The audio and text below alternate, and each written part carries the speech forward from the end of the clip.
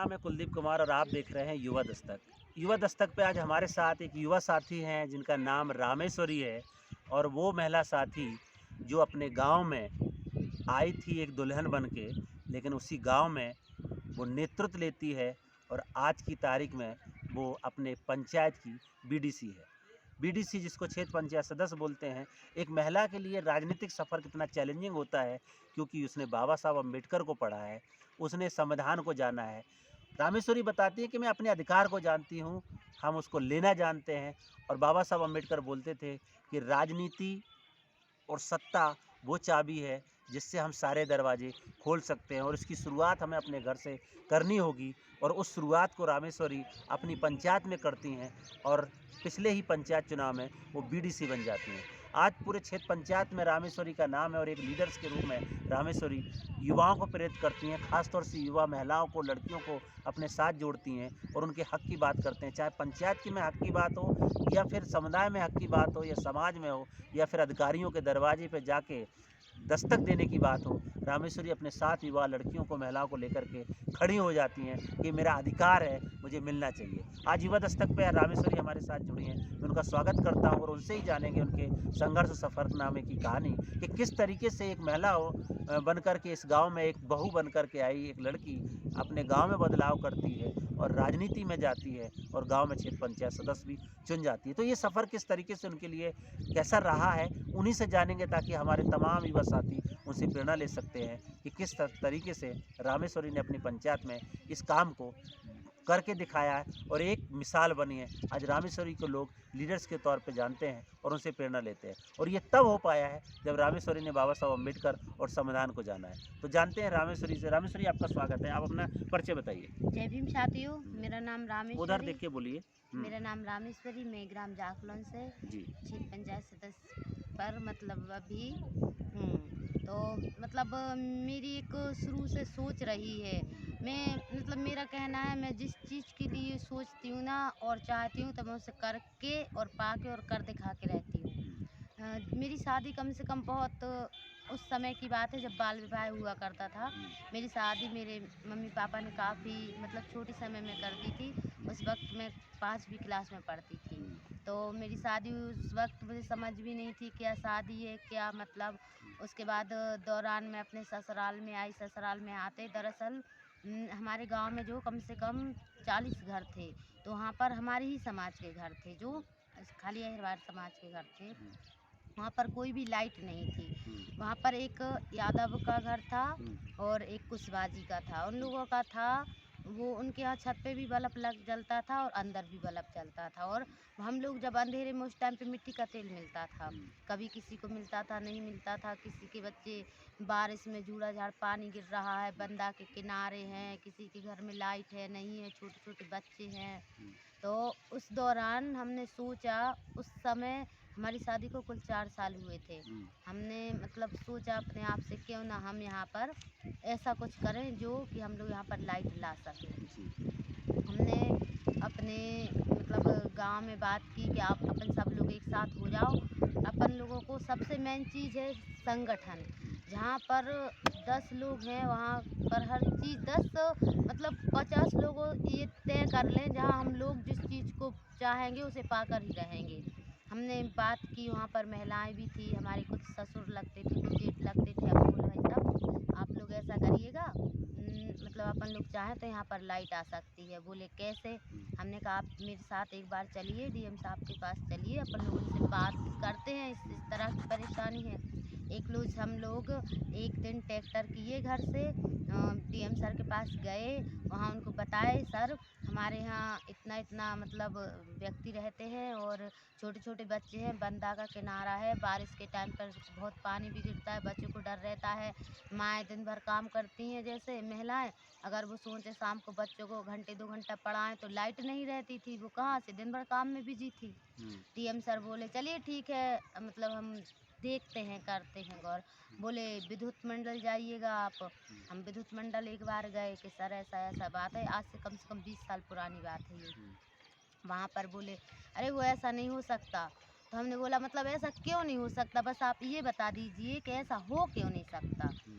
जब भाई आप लोग जहाँ पर इतने लोग हैं वहाँ पर तो लाइट होना अनिवार्य है भाई। आप लोग मंडल जो है, आप लोग अधिकारी हैं, काम कर रहे हैं, हम लोग लाइट जलाएंगे, आपको बिल देंगे, आपको ऐसा क्यों बोलते हैं कि हो नहीं सकता। उसके बाद हमने मतलब फिर 2 महीने हम हार गए। फिर हमने सोचा नहीं ऐसे नहीं चलेगा। एक दिन फिर हमारे यहाँ एक सुरेश प्रकाश मोती जी हैं, वो काफ़ी अच्छे हैं।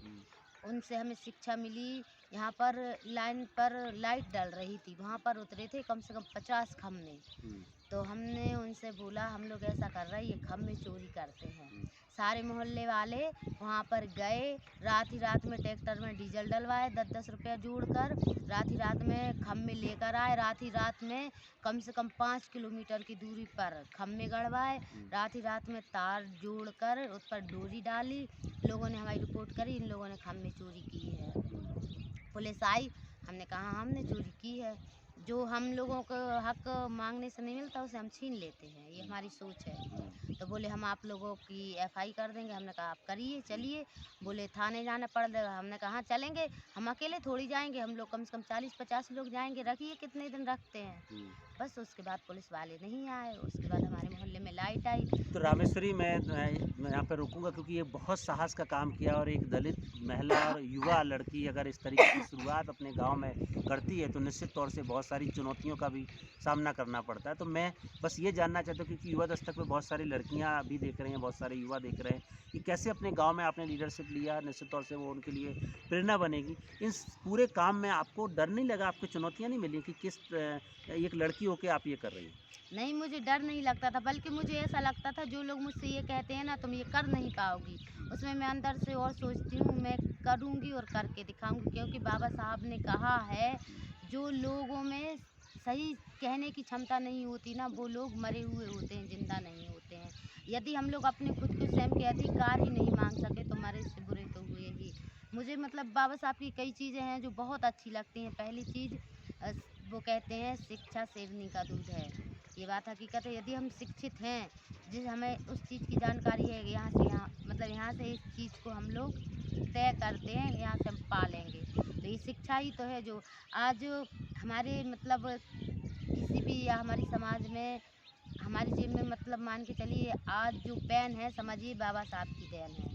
तो रामेश्वरी, ये बताइए कि आपने ये चुनाव की तरफ कब सोचा? क्योंकि ये बहुत बड़ा रिस्क होता है, बहुत सारे लोग डरते हैं, अच्छे जेंट्स लोग डरते हैं, लेकिन आप एक महिला होते हुए, युवा लीडर होते हुए आपने ये कदम उठाया और अब बन के दिखाया और जीत भी गई। तो कैसा सफ़र रहा ये, ताकि और युवा प्रेरणा लें? मतलब हमारी शुरुआत ही ऐसी हुई थी। जिस तरह से हम अपने गांव में लाइट लगवाए थे ना, सब काफ़ी लोग बहुत खुश थे। हर वक्त हम किसी से भी बोलते थे अपन लोग को ऐसा काम करना है, सब लोग तत्पर साथ खड़े रहते थे और वो लोग हमें आज भी बहुत चाहते हैं। फिर उसके बाद हमने 2010 में साईं ज्योति संस्था में काम किए हम। ये जो शहरिया हैं, दलित लोग हैं, उन लोगों को बच्चों को पढ़ाने का काम किए हम। काफ़ी 3 साल काम किए। उसके बाद मतलब हमारा एक्सीडेंट हो गया, फिर हमने वो छोड़ा। फिर उसके बाद हम समाज कार्य में आए। वहाँ पर हम टीबी हॉस्पिटल में काम किए। मतलब मरीजों को यहाँ से ले जाते थे। कई बार ऐसा समय आता था जो सामने वाला मतलब पेशेंट होता था, उसके पास किराए के लिए पैसे नहीं होते थे। हम बोलते थे बस आप अच्छे हो जाइए, हमारे साथ चलिए, हम आपका किराया लगाएंगे, हम आपकी दवाई करेंगे। बस इसी तरह से थोड़े थोड़े सभी लोग हमारे लिए मतलब जाने, दूर दूर तक पहचान हुई एक दूसरे को। मतलब फिर उसके बाद हमने उसमें मतलब अस्पताल में काम करने के बाद फिर हम सरकारी जो स्वयं सहायता समूह चलाए जाते उससे हैं जुड़े। उससे जुड़े। उसमें हमने कम से कम 12 गांव देखे। तो अभी आप चुनाव में पिछले साल चुनाव लड़े, कौन सा चुनाव लड़े थे और क्या हुआ उसमें? उसमें क्षेत्र पंचायत जब हम चुनाव लड़े हुए थे ना, कई लोग हमसे बोल रहे थे आप महिला होकर चुनाव लड़ोगी, तुम्हारे पास पैसे हैं। हमने कहा पैसे तो नहीं है, बस विश्वास है।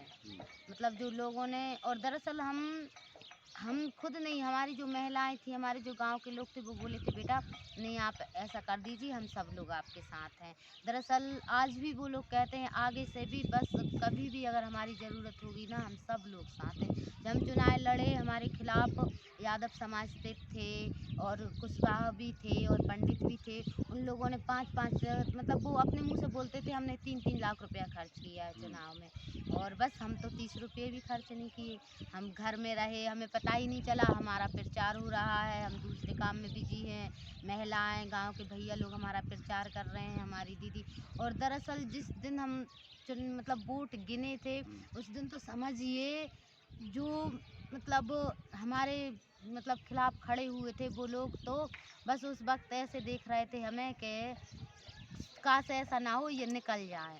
लेकिन उनके चेहरे पे जब हम वो डर देख रहे थे ना, बहुत खुशी हो रही थी कि आपको हमसे हमेशा डर कर ही रहना होगा। आप ये मत तो सोचिए। बहुत बड़ी बात बोल रही हैं रामेश्वरी, और युवा दस्तक की शुभकामनाएं हैं, क्योंकि आपने वो एक मॉडल पेश किया है जो बहुत सारे युवा लड़के लड़कियों के लिए सीख बन सकते हैं कि एक महिला जब ऐसे कर सकती है, और वो भी युवा महिला, क्योंकि वो बाबा साहब अम्बेडकर के उन अधिकारों को जानती है और समझती है, और उसने वो करके दिखाया है। रामेश्वरी, बाबा साहब अम्बेडकर के बारे में आप बहुत सारे गीत भी गाती हैं, समझती हैं। अगर कुछ दो चार लाइनें उनके याद करना चाहें, या उनका कुछ कोटेशन आपको याद है जो आप युवाओं को बताना चाहती हैं, कोई आपको याद हो अभी? कैसे याद करते हैं बाबा साहब को? बाबा साहब अम्बेडकर ने जो महिलाओं के लिए बातें करी, जो युवाओं के लिए बातें करी, आप अभी 2-3 कोटेशन उनके बोल रहे थे। बाबा साहब ने कहा है शिक्षा शेरनी का वो दूध है, अब संविधान की बात करी, इसके बारे में कुछ आप कहना चाहेंगे? मुझे मेन चीज़ है ये जो लोग कहते हैं ना कि अरे आपको पता नहीं ये कैसे होता है, लेकिन हम सोचते हैं कि आप लोग को पता नहीं है हमारे बाबा साहब क्या कहते हैं, हमारा संविधान क्या कहता है। बिल्कुल। पहले एक बार उसको देखिए, सोचिए, पढ़िए। हमारा संविधान जो कहता है ना, यदि हम लोग दरअसल जो हमारे संविधान में बाबा साहब लिख कर गए हैं ना, तो यकीन मानिए हर चीज़ हमारी होगी। कोर्ट हमारा होगा, वकील हमारा होगा, मुकदमा हमारा होगा, जज हमारा होगा, फैसला भी हमारा होगा। बहुत बढ़िया। बहुत बड़ी बात रामेश्वरी बोल रही हैं कि अगर संविधान को आप पढ़ लिए, बाबा साहब को पढ़ लिए, तो जिस तरीके से वो पूरी सीरीज़ बता रहे हैं कि जज भी, कोर्ट भी, निर्णय भी, और संविधान में जो तमाम हमें जो पावर दिए हैं, उनको हम जान सकते हैं, समझ सकते हैं, और उनका उपयोग कर सकते हैं। रामेश्वरी, आप चूँकि आप चुनाव जीती हैं, आप बड़ी लीडर बनी हैं, और तमाम युवा आपके साथ प्रेरणा लेते हैं। आगे के सपने क्या, आगे क्या करना है ज़िंदगी में? अगली मतलब मैं आपको बताती हूँ, अगली बार हुँ, लॉकडाउन में काफ़ी लॉकडाउन लगा हुआ था, बहुत तेज़। वहाँ पर लोग घर से बाहर नहीं निकलते थे। तो एक सहरिया की बिटिया थी, छोटी सी बिटिया थी, वो 2 महीने की बिटिया थी। हुँ, तो उसके लिए डॉक्टर के पास लेकर गए, उसकी लेटरिन की रास्ता नहीं हुँ, थी। तो उसमें डॉक्टर बोले इसमें 45,000 रुपये का खर्चा आएगा, आप इसका ऑपरेशन करवाइएगा। हुँ, वो हमारे पास आई, उन्हें पता था हम ऑपरेशन में मतलब हुँ, हॉस्पिटल में काम करते हैं। बोले दीदी ऐसी ऐसी बात है, रोई। हमने कहा ना आप इस तरह से मतलब वो नहीं करिए, हम बात करते हैं। फिर हम डीएम सर के पास गए बिटिया को लेकर। हमने कहा सर यदि आपसे कुछ भी मतलब बिटिया के लिए हेल्प या मदद कुछ भी बने इस लॉकडाउन में तो आप करिएगा। बोले नहीं अभी तो सब लोग बंद है, कोई भी आ जा नहीं रहा है बाहर। फिर हमने सोचा फिर हम क्या करें क्या करें। उस बिटिया को देखकर हमें बहुत दुख होता था अंदर से, मतलब काफ़ी। फिर हमने सोचा, हम मतलब झांसी फ़ोन लगाए डॉक्टर को। वहाँ पर है डॉक्टर विनोद साहू। हम उन्हें बताया डॉक्टर साहब ऐसी ऐसी हालत है इस बिटिया की। बोले चलिए ठीक है। उस टाइम पे लॉकडाउन में मतलब वो लोग खुद अपनी गाड़ी लेकर, जब कोई भी आदमी बाहर से नहीं निकलता था, और हम मतलब उस बिटिया को लेकर गए। उन्हें हम पीताम्बरा, ललितपुर में पीताम्बरा हॉस्पिटल है, उसमें बुलाया डॉक्टर को, डॉक्टर विनोद साहू को। उन्होंने उस बिटिया को देखा। हमने उनसे कहा डॉक्टर साहब प्लीज़ आप एक बार बताइए, यदि इस बिटिया का मतलब ऑपरेशन हो जाए और इसे नया जीवन मिल जाए, क्योंकि डॉक्टर तो भगवान का दूसरा रूप माना गया है ना। यदि आपके प्रति इस बिटिया को ज़िंदगी मिल जाएगी ना, तो फिर वो बोले चलिए मतलब 45,000 रुपया खर्चा आएगा। हमने कहा 45,000 भैया एक बार देखिए इनकी हालत क्या है, 45,000 देने लायक है? जिनके यहाँ पर 4 टाइम को खाने को नहीं है वो भला 45,000 कैसे देंगे? तो बोले लेकिन झांसी जाना पड़ेगा। हमने कहा चलिए, लेकिन आप बोले मतलब फिर उसके बाद उन्होंने 10,000 रुपये में ऑपरेशन का बोला। वो बोले आप एक महिला हो के इतना वो क्यों करती हैं? हमने कहा नहीं, हम एक महिला नहीं, बस एक महिला तो है ही, लेकिन साथ ही साथ हमारी ज़िंदगी किसी और के कुछ काम में आए ना, तो इससे बड़ी बात क्या बढ़िया। नहीं तो है। निश्चित और तौर से रामेश्वरी, जो अभी बात कर रही थी, ये लगातार सामाजिक काम में इस तरीके से लगी रहती हैं, लोगों की आवाज़ बनी है। अब आगे क्या लक्ष्य है? क्या हासिल करना है रामेश्वरी? आगे मेरा लक्ष्य है बस मैं सोचती हूँ अब बस मैंने एक ही बात ठानी है, क्योंकि यहीं से नहीं, अभी आप कहीं भी नखलऊ में पता कर लीजिए, नखलऊ में मुझे लोग पहचानते हैं, बनारस में लोग पहचानते हैं, आजू बाजू में भी हर एक गांव में, यहाँ पर आजू बाजू के सारे गांव पे लोग भी पहचानते हैं। तो अभी मैं जो अपने गांव में सरकारी स्वयं सहायता समूह चला रही हूँ ना, तो यहाँ पर जब भी मैं बैठक करती हूँ औरतों के बीच में, बस उन्हें यही बताती हूँ उन लोगों को, मेन चीज़ है बच्चों को पढ़ाइए, कभी किसी से डरिए नहीं, जो हमारा हक है उसे मांगिए, मांगने से नहीं मिलता तो उसे छीनिए, छीनने से नहीं मिलता तो एकत्रित होइए। अपना समाज कोई इतना वो नहीं है, अगर अपने समाज के सारे लोग एक साथ खड़े होंगे ना तो यकीन मानिए ये हर चीज़ बदल जाएगी। फिर उसके बाद जो है, अब लोग वो बोलते हैं अगली बार, अगली पंचवर्षीय में हम आपको प्रधान जी बनाना चाहते हैं। अभी ललितपुर से फ़ोन आया था, वो बोल रहे थे हम आपको ललितपुर में मतलब महिला संगठन की महिला मंच से अध्यक्ष बनाना चाहते हैं। तो मतलब हमने बोला आप बनाना नहीं, हम खुद बनना चाहते हैं। जब हमारी बिल्कुल। खुद क्षमता होगी, बनाने से क्या होता है, इंसान हमसे बोलेगा हमने बनाया। बिल्कुल। हमने बनाया वाला नहीं, हम बने बने हैं बस सब।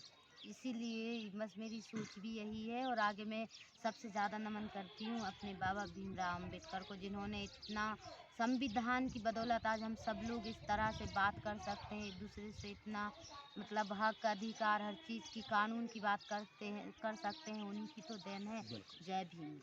तो रामेश्वरी जो बात बोली और उन्होंने पूरा सफ़रनामा बताया, निश्चित तौर से मैं बाबा साहब अम्बेडकर की वो बात याद आती है कि मैं किसी भी समाज की उन्नति इस बात से मापता हूँ कि उसमें उस महिलाओं की उन्नति कितनी हुई है। और निश्चित तौर से दलित समाज में अगर रामेश्वरी जैसी महिलाएं आज सामने आ रही हैं तो इस बात का सबूत बनता है कि वो असर जो समझाने का असर है, जो बाबा साहब की सोच का असर है, वो गाँव तक जा रहा है और ऐसी महिला लीडर तैयार हो रही हैं। निश्चित तौर से आज युवा दस्तक पे रामेश्वरी आई और उन्होंने अपने संघर्ष की कहानी को जो साझा किया, वो तमाम युवाओं के लिए प्रेरणा स्रोत बनती हैं।